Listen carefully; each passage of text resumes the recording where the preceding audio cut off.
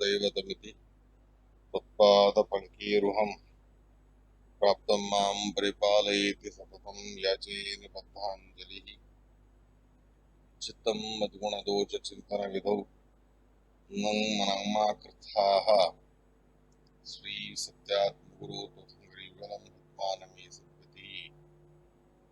वेदेशं निसत्पादा सेवा सम्प्राप्तवैभवान् यादवार्यान् वरसुधा टीकाकारान् वयं नमः। पृथ्वीमण्डलमध्यस्थाः पूर्णबोधमतानुगाः वैष्णवाः विष्णुहृदयाः तान् नमस्ते गुरून् मम।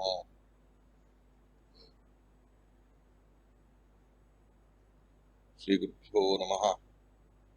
सृष्टस्थितप्ययः नीतिदिशितमो बन्धमोक्षाश्च यस्मात् तस्य श्री ब्रह्मरुद्रप्रभृतिः सुरनरद्वीषशतवात्मकस्य विष्णोर्भस्ताः समस्ताः सकलगुणनिधिः सर्वदोषव्यपेतः पूर्णानन्दो अव्ययो यो गुरुः परमः चिन्तयेतं महान्तम्।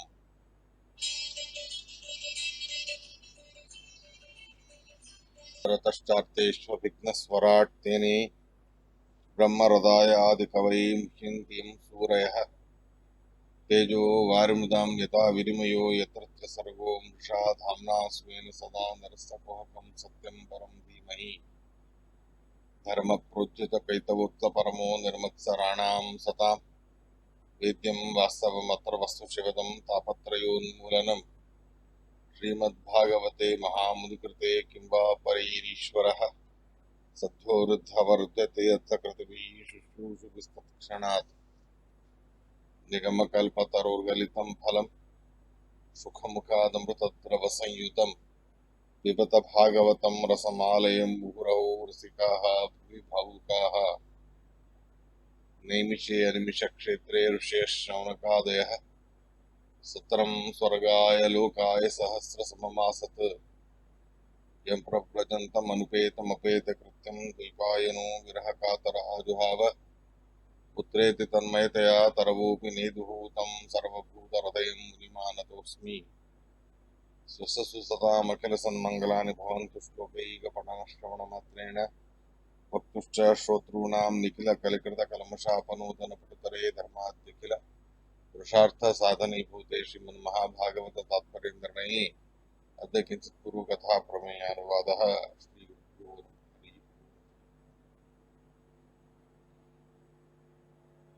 ఎనిమిదవ అధ్యాయంలో మూడవ స్కందం 8వ అధ్యాయం 9వ శ్లోకం. సేయం భగవతో మాయా న్యాయం येन విరుధ్యతే ఈశ్వరస్య విముక్తస్య కార్పణ్యం ఉత బంధనం. సేయం భగవతో మాయా న్యాయం येन విరుధ్యతే ఈశ్వరస్య విముక్తస్య కార్పణ్యం ఉత బంధనం.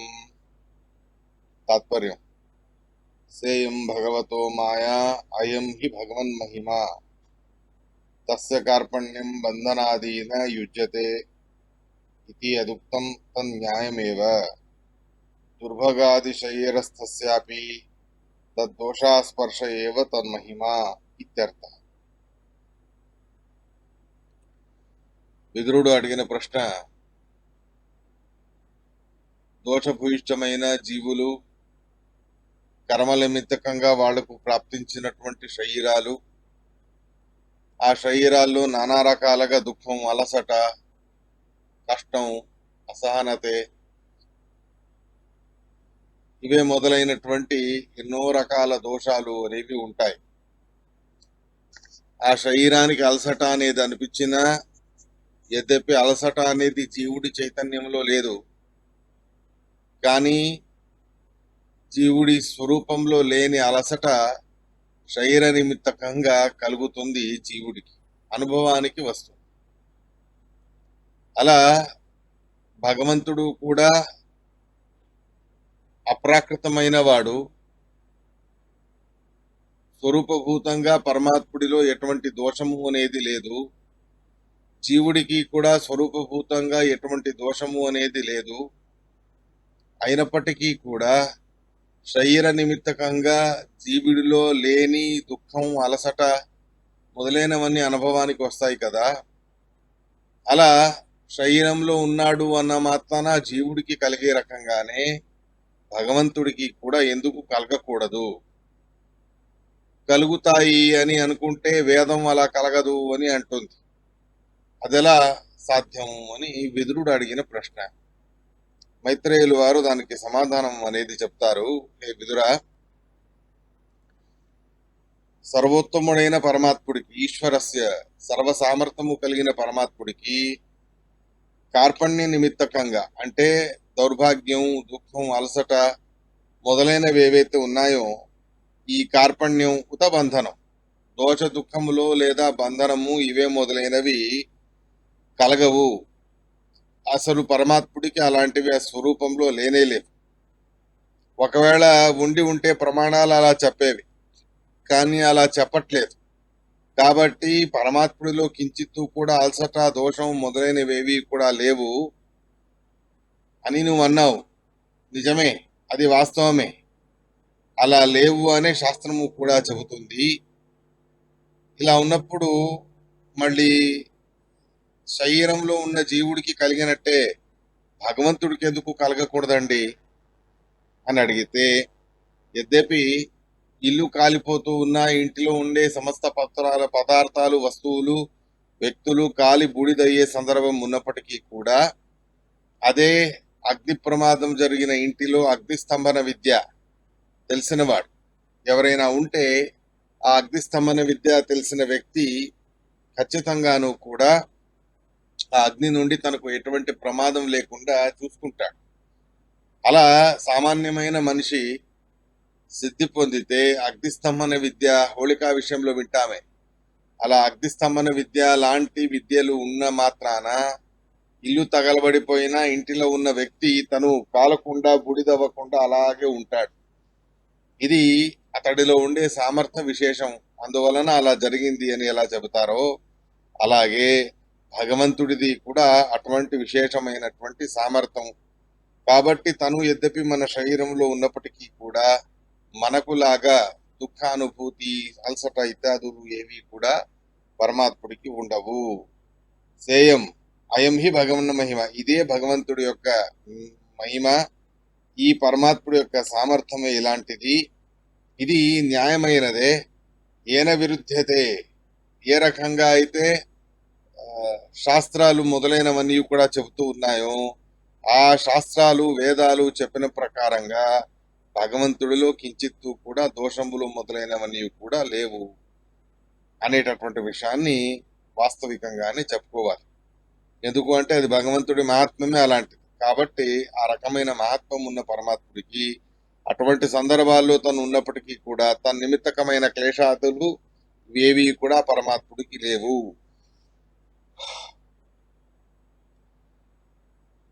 అని తెలియజేస్తూ ఉన్నారు.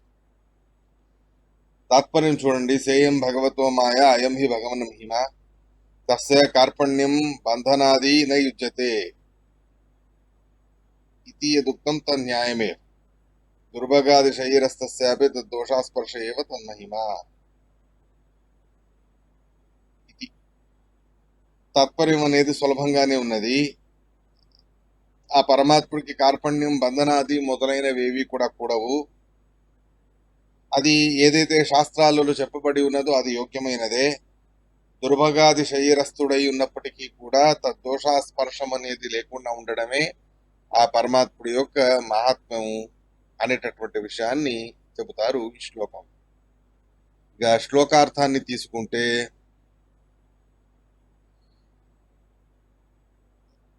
ఈశ్వరస్య కార్పణ్యం బంధనం,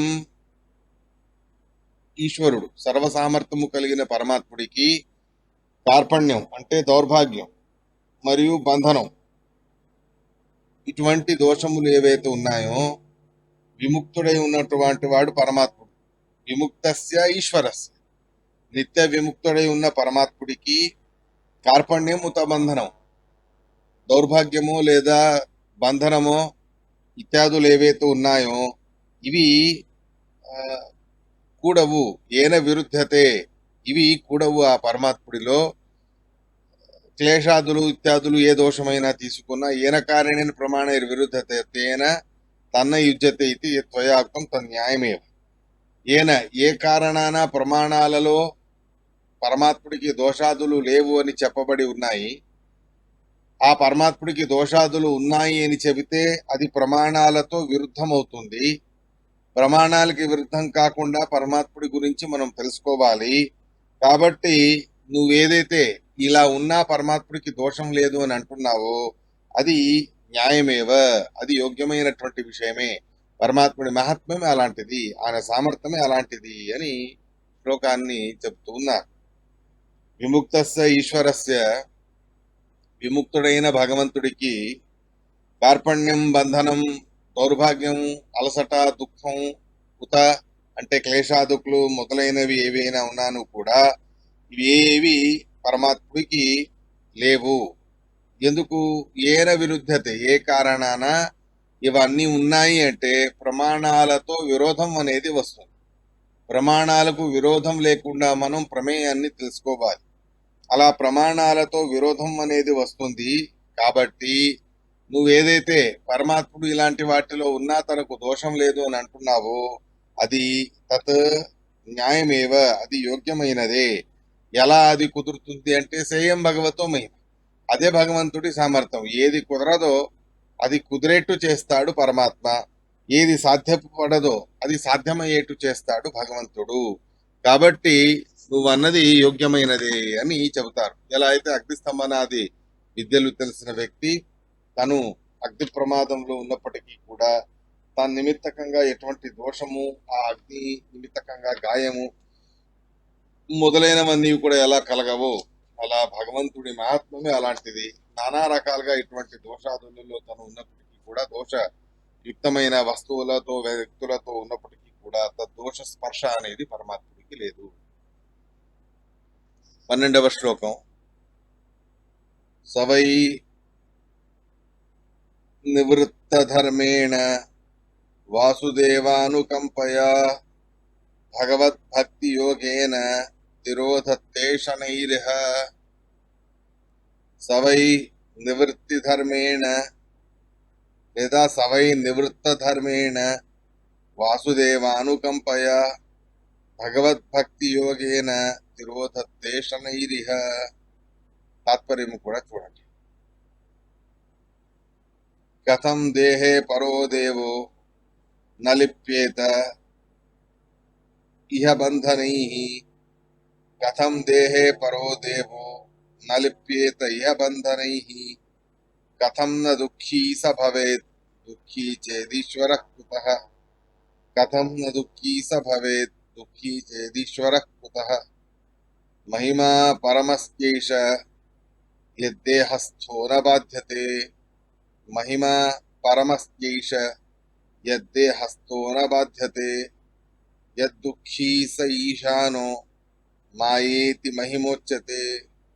యద్దుఃఖీ స ఈశానో మాయేతి మహిమోచ్యతే. ప్రధానం మయ ఇత్యాహుః ప్రాధాన్యాన్మయతా భవేత్. ప్రధానం మయ ఇత్యాహుః ప్రాధాన్యాత్మయతా భవేత్. అతో మహామయం ప్రాహుర్ మహామాయం అనామయం ఇతి. అతో మహామయం ప్రాహుర్ మహామాయం అనామయం ఇతి. భారవేషతి. అలుప్త బోధ రూపత్వాన్ నాసౌ ప్రాకృతదేహవాన్. అలుప్త బోధ రూపత్వాత్ నాసౌ ప్రాకృతదేహవాన్. న చ సృష్ట్యాదికం భ్రాంతిర్భ్రాంతిర్వాదా హి దానవాః. న చ సృష్ట్యాదికం భ్రాంతిర్భ్రాంతిర్వాదా హి దానవాః. అతో భ్రాంత్యాది సంబంధో నాస్య క్వచన యుజ్యతే. అతో భ్రాంత్యాది సంబంధో నాస్య క్వచన యుజ్యతే. భ్రాంత్యా జీవస్య సంసార ఈశ జ్ఞానాద్ విలీయతే. భ్రాంత్యా జీవస్య సంసార ఈశ జ్ఞానాద్ విలీయతే. భ్రాంతిర్దేహాద్యభిమతిర్ ఈశ జ్ఞానాద్ వినశ్యతి ఇది బ్రహ్మాండ. భ్రాంతిర్దేహాద్యభిమతిర్ ఈశ జ్ఞానాద్ వినశ్యతి ఇది బ్రహ్మాండే. చిన్న శ్లోకమే. కానీ ఆచార్యుల వారు చాలా విస్తారంగా దీనికి తాత్పర్యం అనేది రాసి ఉన్నారు. ముందు శ్లోకాభిప్రాయాన్ని చూద్దాం.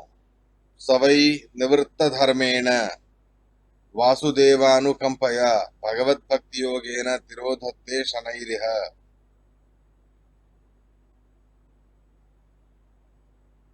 వెనక చెప్పిన శ్లోకాలు కొన్ని ఉన్నాయి.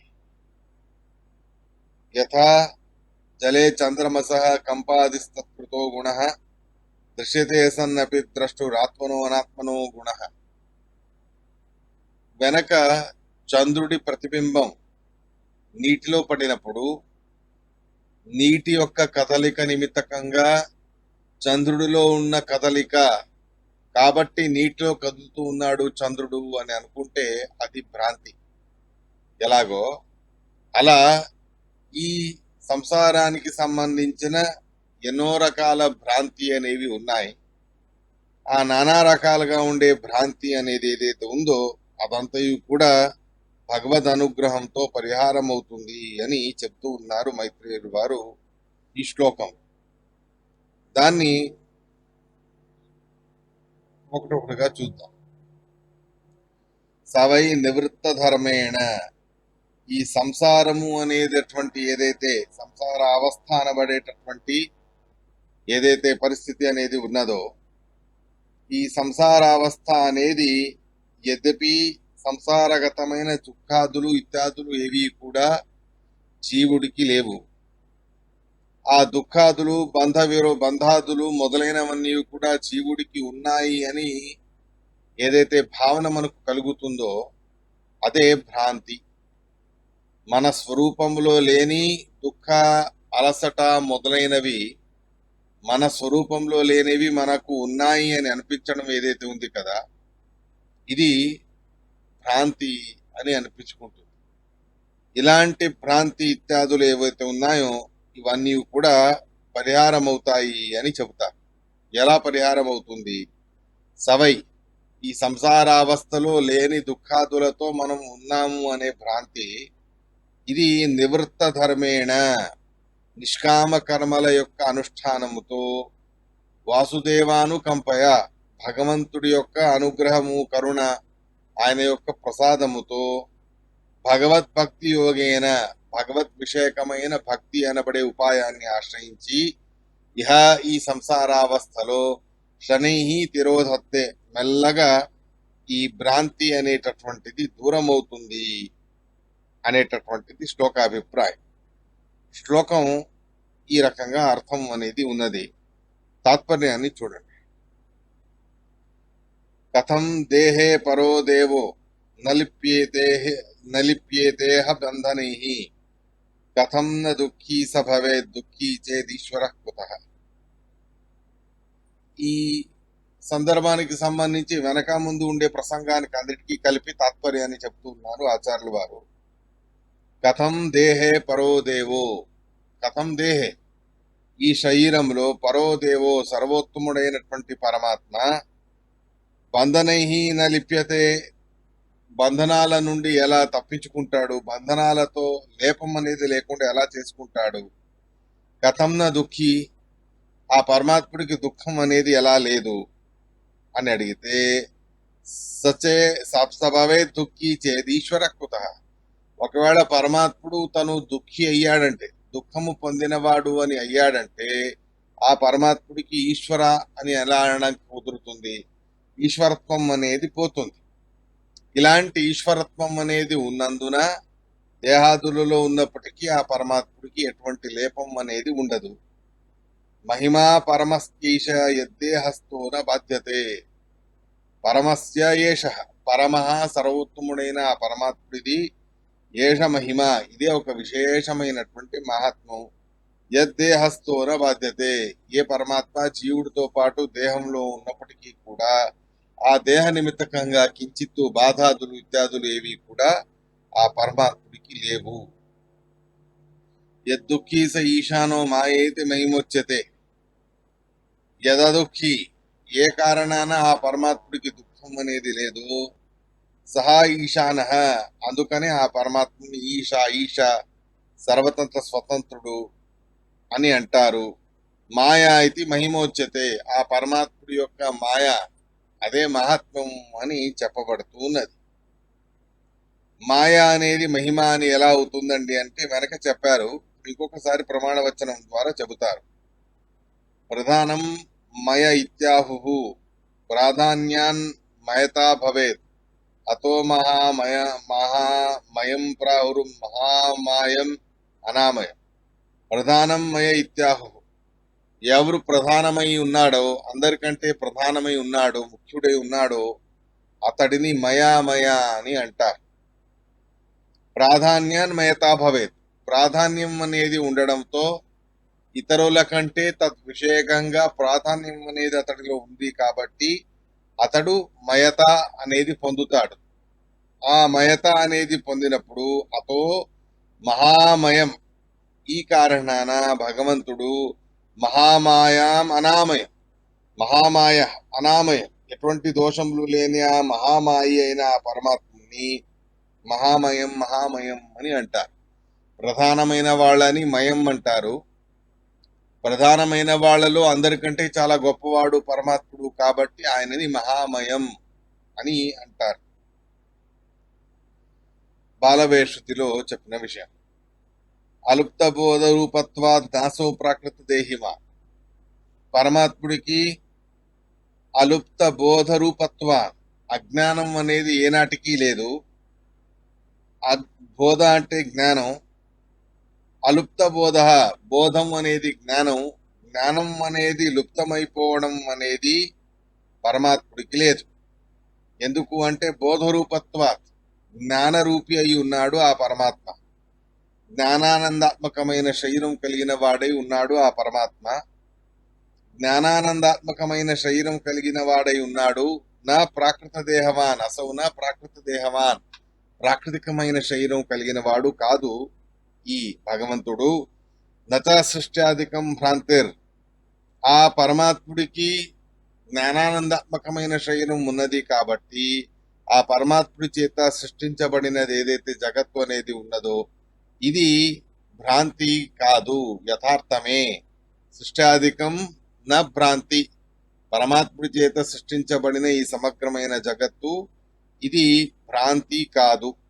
మళ్ళీ భ్రాంతి అని ఎవరు చెప్తారు అని అడిగితే భ్రాంతివాదాహి దానవాహ, జగత్తు సత్యమైన జగత్తుని ఎవరైతే భ్రాంతి భ్రాంతి అని అంటారో అలా భ్రాంతి భ్రాంతి అని అనేవాళ్లే దానవులు. అసత్యం అప్రతిష్టం చ, భగవద్గీతలో చెప్పాడు కదా శ్రీకృష్ణ పరమాత్ముడు, అసత్యం అప్రతిష్టం చ అసురా ఆహు అని అంటారు. ఈ జగత్తు అసత్యం అప్రతిష్టం అని అంటారు. అలా భ్రాంతి భ్రాంతి అని ఏ వ్యక్తులైతే అంటారో అలాంటి వాళ్లే దానవులు, దైత్యులు. అతో భ్రాంత్యాది సంబంధో నాస్య క్వచన యుజ్యతే, ఏ కారణాన పరమాత్ముడు మహామయుడే ఉన్నాడు, అలుప్త బోధ రూపత్వాత్, జ్ఞానానందాత్మకమైన శరీరం కలిగిన వాడై ఉన్నాడు. కావున భ్రాంతాది సంబంధ, ఆ పరమాత్ముడికి భ్రాంతాది సంబంధం అనేది క్వచన న యుజ్యతే, ఏనాటికి కూడా అది కుదరదు. పరమాత్ముడికి భ్రాంత్యాది సంబంధం అనేది లేనే లేదు. భ్రాంత్యా జీవస్య సంసార, జీవుడికి భ్రాంతి అనేది ఉన్నది. తనలో లేని దుఃఖాదులన్నీ కూడా తనవి అని భావిస్తాడు. అలా జీవుడికి ఏదైతే భ్రాంతి అనేది ఉన్నదో ఆ భ్రాంతియే సంసార రూపం. ఆ సంసార రూపమైన భ్రాంతి ఈశజ్ఞానాత్ విలీయతే, భగవంతుడి జ్ఞానముతో దూరం అవుతుంది, పరిహారం అవుతుంది. భ్రాంతిర్ దేహాద్యభిమతిర్ ఈశజ్ఞానాత్ వినశ్యతి, ముఖ్యమైన భ్రాంతి ఏమిటి అంటే దేహాద్యభిమతి, తనది కాని శరీరాన్ని తనది అని అనుకోవడం ఏదైతే ఉంది కదా అదే నిజమైనటువంటి భ్రాంతి.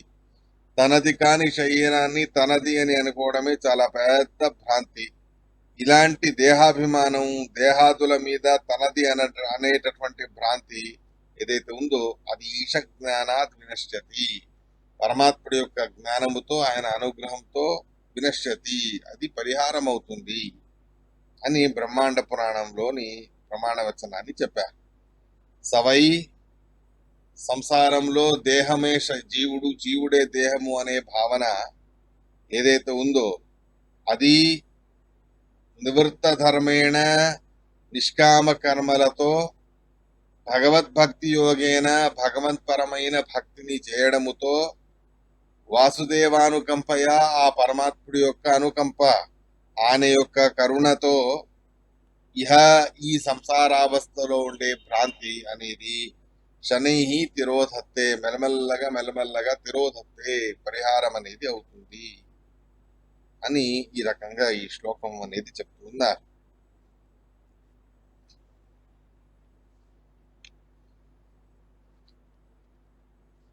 ఈ రకంగా భగవంతుడికి సంబంధించి భ్రాంతి అనేది ఏదైతే ఉందో అది లేదు. ఆ పరమాత్ముడి యొక్క జ్ఞానముతో జీవుడికి కలిగిన భ్రాంతి అనేది కూడా పరిహారం అవుతుంది అని చెప్తూ ఉన్నారు. శ్లోకం చిన్నదే అయినప్పటికీ కూడా దానికి సంబంధించి వేరే ప్రమాణాలన్నీ కూడా ఇచ్చారు. ముఖ్యంగా మనం తెలుసుకోవాల్సింది ఏమిటి అంటే ఎవరు ఈ జగత్తును భ్రాంతి నిర్మితం అని అంటారో అలాంటి వాళ్ళు దానవులు, దైత్యులే జగత్తు మిథ్య అని అంటారు అని స్పష్టంగా ప్రమాణవచనం అనేది ఆచార్యుల వారు చెప్పి ఉన్నారు. ఇలా 12వ శ్లోకం అనేది సమాప్తమైంది. 13వ శ్లోకాన్ని చూడండి. యదేంద్రియోపరామర్థో యదేంద్రియోపరామార్థో దృష్టాత్మని పరే హరౌ విలీయంతే తదా క్లేశాః సంసుప్తస్యేవ కృష్ణశః.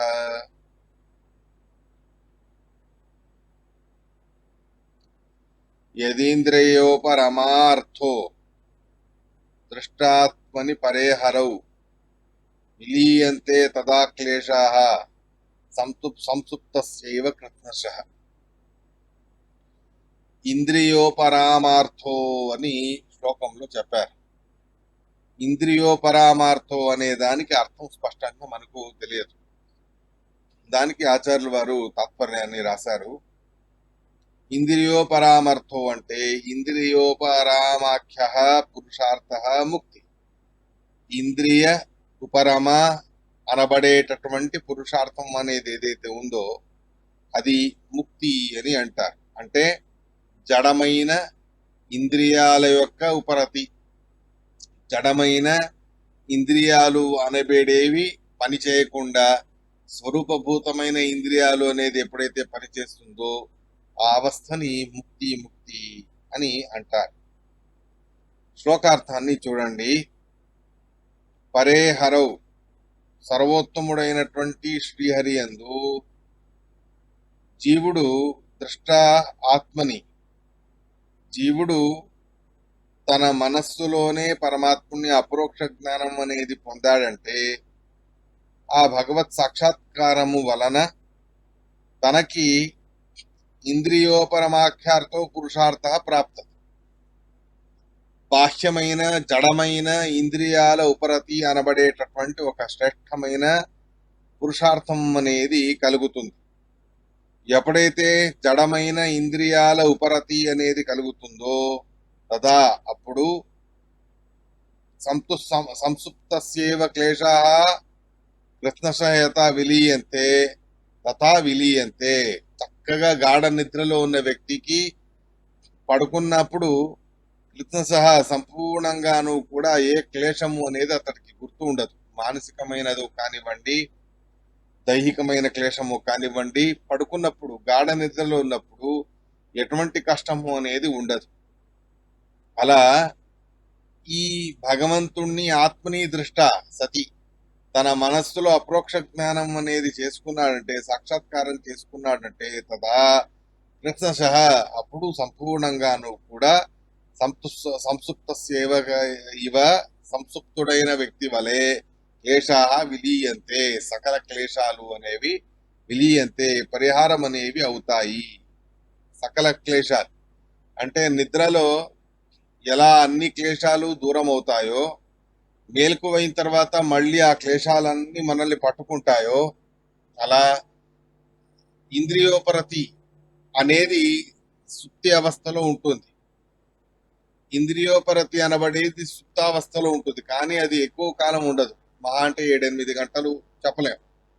అలాంటి సుప్తావస్థలో ఉన్న వ్యక్తికి ఎలా దుఃఖాదులన్నీ దూరం అవుతాయో, ఇంద్రియ ఉపరతి వలన దుఃఖాదులన్నీ దూరం అవుతాయో, ఆ రకంగా భగవంతుడి యొక్క అపరోక్ష జ్ఞానాన్ని సాధించిన వ్యక్తికి, సాక్షాత్కారాన్ని సాధించిన వ్యక్తికి సకల క్లేశాలు, సకల కష్టాలు అనేవి దూరం అవుతాయి, పరిహారం అవుతాయి అని ఉదాహరణగా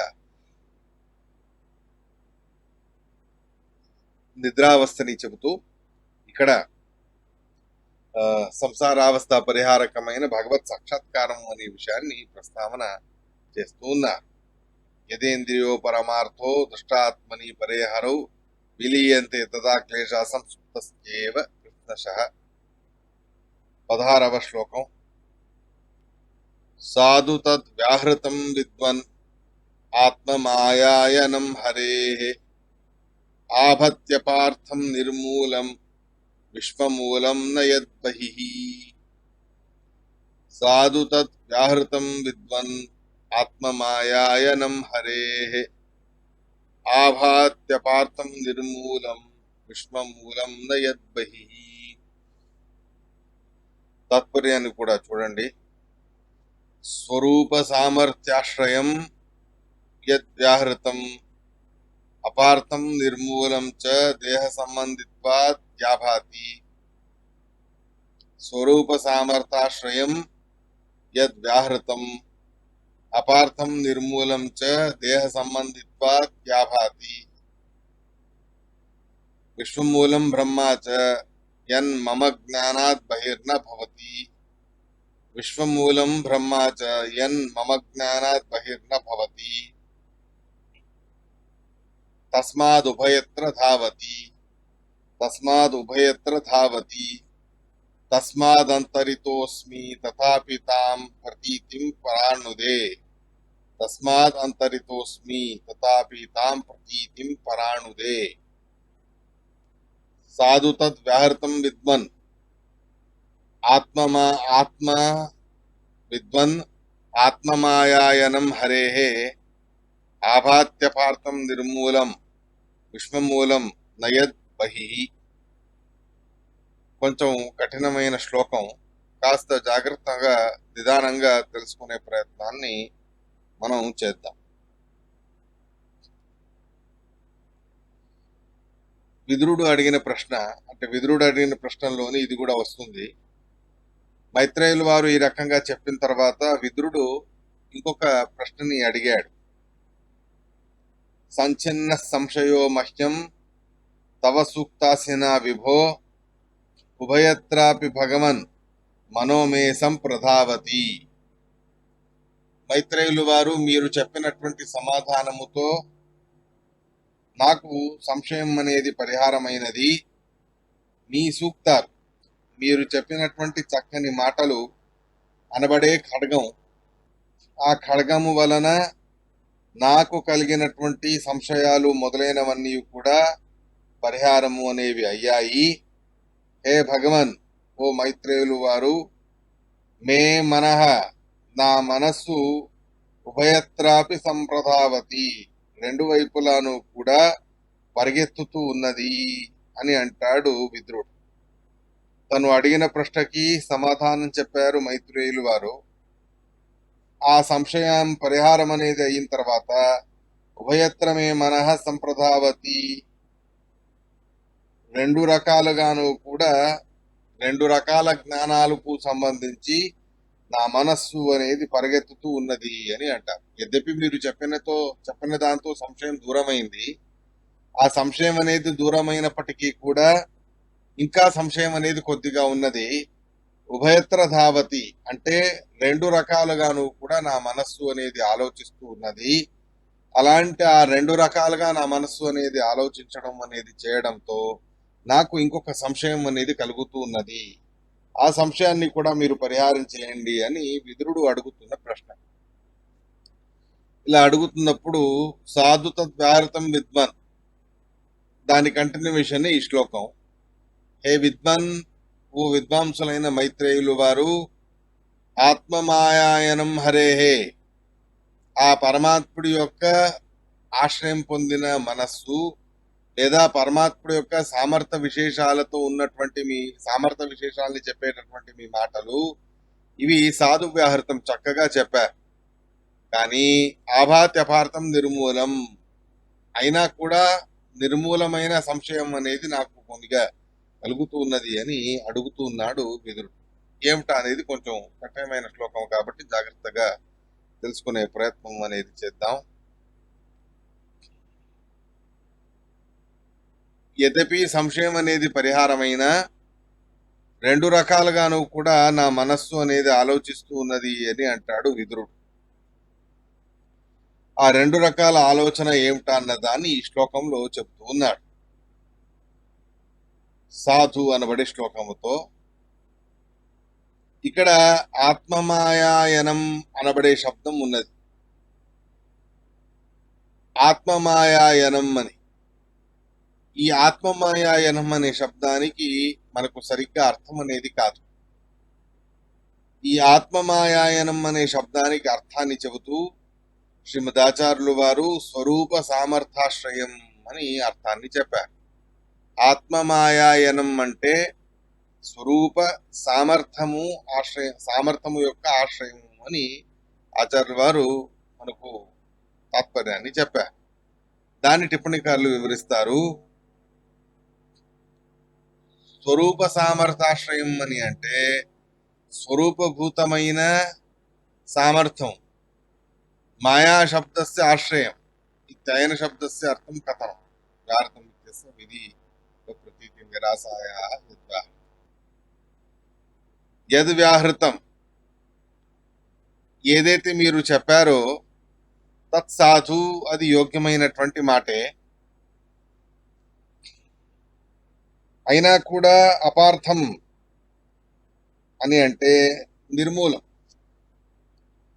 అపార్థం నిర్మూలం నిశ్వమూలం ఇత్యేతేషాం ఏక విశేష పరత్వ భ్రమవారణాయ అపేక్షితం అధ్యాహరత భిన్నవాక్యత యోజిత్. అపార్థం అనబడేటటువంటి శబ్దాన్ని పెట్టారు శ్రీమదాచార్యుల వారు ఇక్కడ. ఆభాత్యపార్థం అని, అది ఆభాత్యపార్థం అనే దానికి అపార్థం అనేది స్పష్టంగా మనకు అర్థం కాదు. అపార్థం అనేది స్పష్టంగా అర్థం అవ్వడానికి అధ్యాహారాన్ని ఇంకొక శబ్దంతో చేసి చూపించాలి అని అంటారు శ్రీమదాచార్యుల వారు. ఆ అభిప్రాయాన్ని పెట్టుకొని అపార్థం నిర్మూలం చ దేహ సంబంధిత్వ అధ్యాభాతి అని చెప్తూ ఉన్నారు. ఇది కొంచెం కఠినంగా ఉన్నటువంటి శ్లోకమే. మనకు సమయం కూడా లేదు, ఇంకో 5 నిమిషాలు అయిపోతుంది. మనం చెప్పినా సగం అవుతుంది. కాబట్టి ఇవాటికి ఇంతటితో ఆపి ఈ శ్లోకం యొక్క అభిప్రాయాన్ని రేపటి రోజు మనం విశేషంగా తెలుసుకుందాం. ఇవాటికి శ్రీకృష్ణ అర్పణమస్తు. అనేన భావి పుణ్యం తదాప్నోతు గురుర్మమ.